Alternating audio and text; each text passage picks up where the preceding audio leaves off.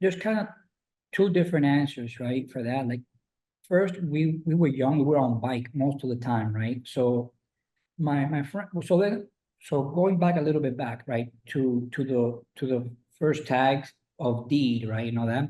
So fast forward a little bit, I become really good friends with deed, right? We just we just clicked, right, and we became kind of like partners, right? And we would go riding a lot.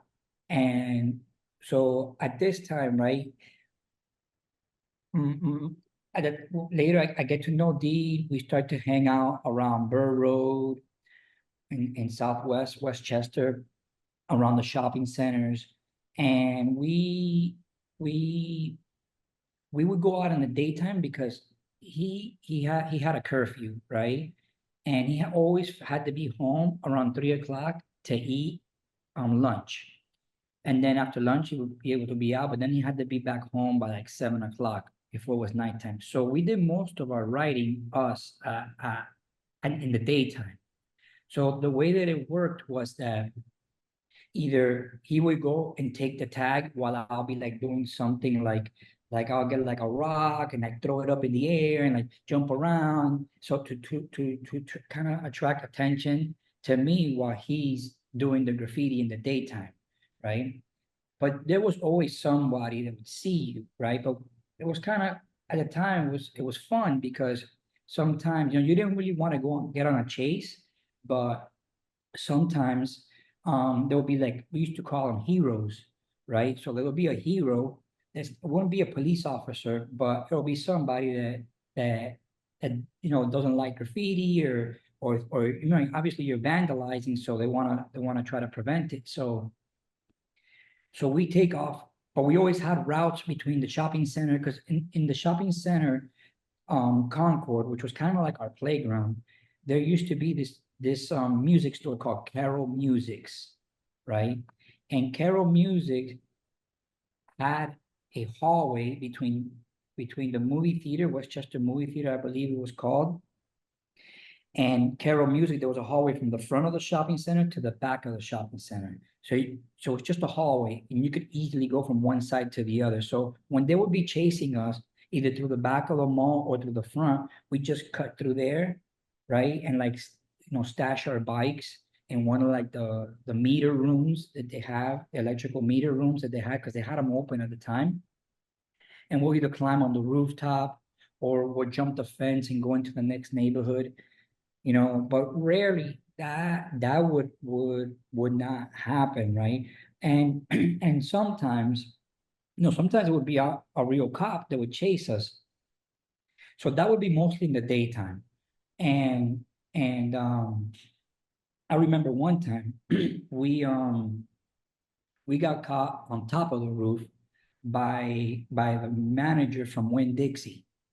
So no, the walls in that whole shopping center, they were very, very dusty. The paint got very dusty because it hadn't been painted for so long, the sun eating at the paint.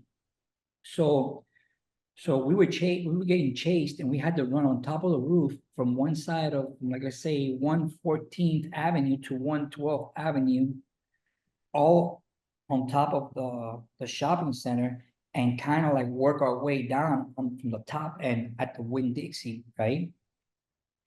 So we would, and at this time it wasn't, I believe it was called Extra Supermarket. This is around 1994, 95, 93 maybe. So there was little ledges that you could kind of bounce down to. So we would grab on and kind of slide down the wall. So when we slide down the wall, all our hands and our shirt would get full of white dust, right? And so they finally got us, me indeed, and another friend of mine. I forget, I think it was my friend Albert. And and they hold us there with the security guard and they're calling the cops, and the cops are taking really long to get there. And we're like trying to work our way out. And then always we used to, because we used to get little paint on our hands, but we would always try to stay as clean as possible, right? So we would always be like taking the paint, scraping the paint off our hands with our teeth, right? And so like we're always sitting there, we're like going like this. So when the cop comes, we're like, no, we weren't painting, you know? So the guy was like, no, you guys were painting. You guys were doing graffiti. Um, you know, no, we weren't up there. But why is your shirt you're all full of the dust from climbing down? And we were like, no, we don't know, you know? So we're trying to clean it off. So those were like the stories in the daytime. So like for the nighttime, in order for us to like kind of be successful in doing a piece, like in the nighttime, it was mostly like later around 92, 93, 94 is where we start to get a little more intricate with the style. We already developed style. We had practiced enough. We figured out the colors. We were able to get a lot of paint um, that that that we figured out different ways to get paint, right? And so what we would do back then is we have like the way that we would take our paint would be like in a milk crate. We'll get the milk crates and kind of put our paints in there, our cans, right? And or also a book bag. Um, so what we would do is in the daytime, we would go to where we're gonna paint the wall and drop off our paint and leave it there. And then come back at nighttime. So we wouldn't be like, anybody seeing us going into where we were going with all the paint. So then we get to the site we do and then do the piece and then leave some of the paint not in front of the actual piece that we did, but hidden somewhere around because what happens is that then the next day people see it and the first thing they're gonna do, like especially within the culture, is go and take pictures, right?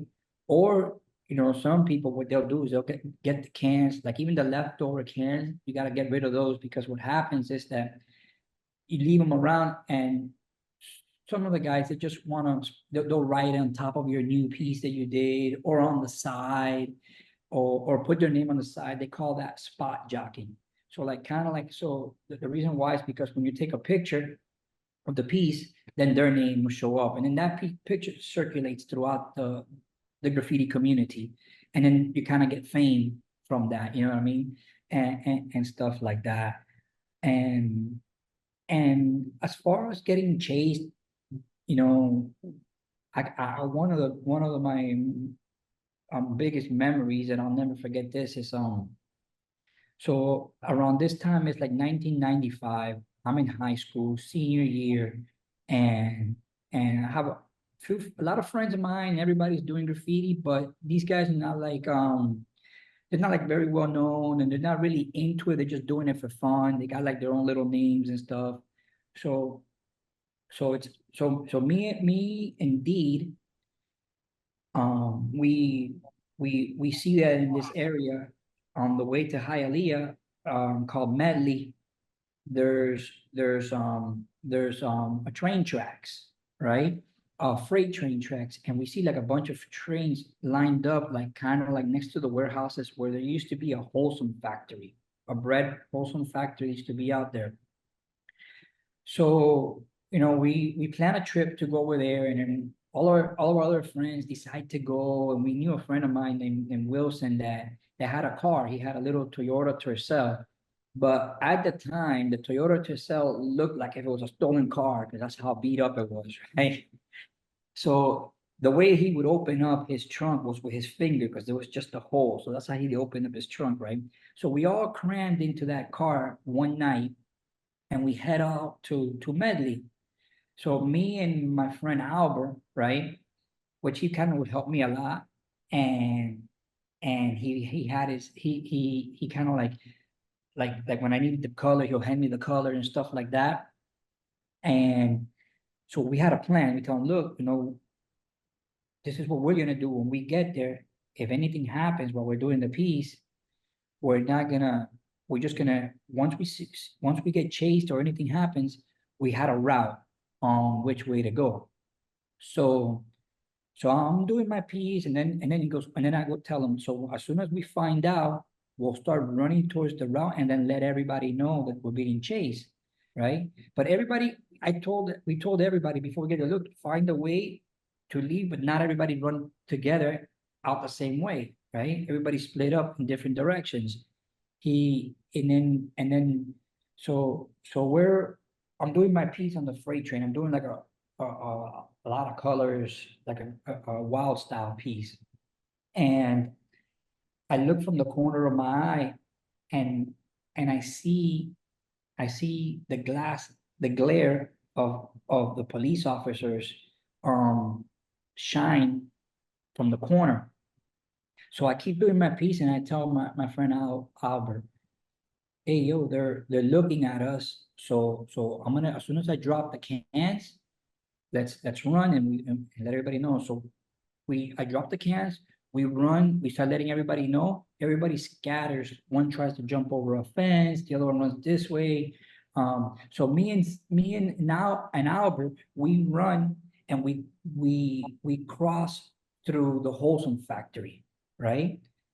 When we cross through the Wholesome factory, the sprinklers are on, we're getting wet while we're running, hiding. Then we see helicopters. We see helicopters, right? So we keep running and we go towards the Okeechobee Canal. So in high close to Hialeah, right?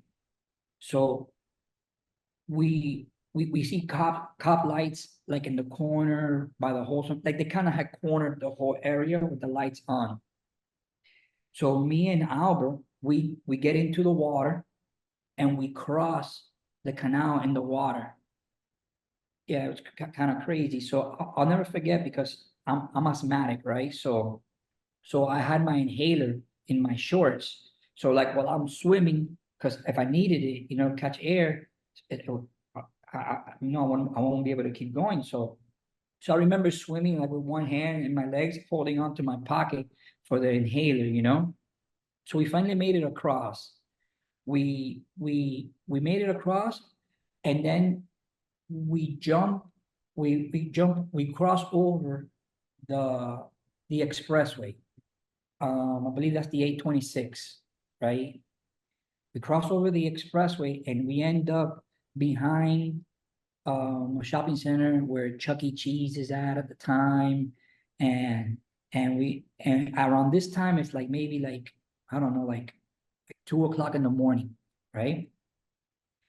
We see some guys in the middle of the parking lot in like a minivan with the door open, like 3 or 4 guys just listening to music, drinking beer and stuff. And we just approach them and we're like, hey, we need you guys to help us. Can you please take us to, because my cousin lived close to Westland Mall in Hialeah.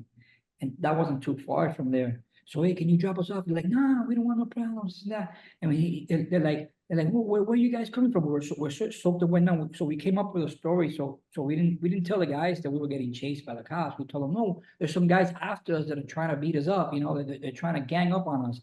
And and he goes, nah, we don't want no problems. We don't want no problems. But we ended up convincing them to drop me off at my cousin's house. So I go to my cousin's house. It's like 3 in the morning, so I don't want to knock on the door and wake up my aunt and uncle. So I tried throwing rocks like in her townhouse to try to get her attention. She never answered. So not too far from there, we walked to Taco Bell. In Taco Bell, I called my friend George Mendoza, and George Mendoza was a really good football player in Southwest, right? And he had a car at the time, and he goes down, picks us up like around 5 o'clock in the morning. The next day, we show up to school, and everybody else that we were with, except Deed, had gotten in trouble, right? So we find out that the reason why we were getting chased in the helicopter and all that was because when they found my friend's car, they the cops called the parents and told them, no, this car belonged to you with the license plate number and stuff. And no, that's my son's car. And so the parents freaked out. They thought that their son had gotten kidnapped. They couldn't find him. So they brought everybody out to search the area. So when we get back to school, I find that out. But then my friends are like, all my other friends are like, no, you got to turn yourself in. They're saying that if you don't turn yourself in, we're gonna have to go to jail, this and that. And we're like, what are you talking about? We were never there. not turning myself in. I don't know what you're talking about. So we kind of dodged them for a little while. My friend Deed gets to school late. This guy had never missed a day in school. He got an award from first to 12th grade, not missing perfect attendance, right? He gets to school late and he's full of all these rashes in his face, right? And mosquito bites. So he was actually hiding in like a little swamp while the cops were walking around. He told me that he could hear the boots squeak, the cops' boots squeak around him while he was in the water. He stayed there from like 2 o'clock in the morning to like 6:30 in the morning, and then I don't even remember how he got back home.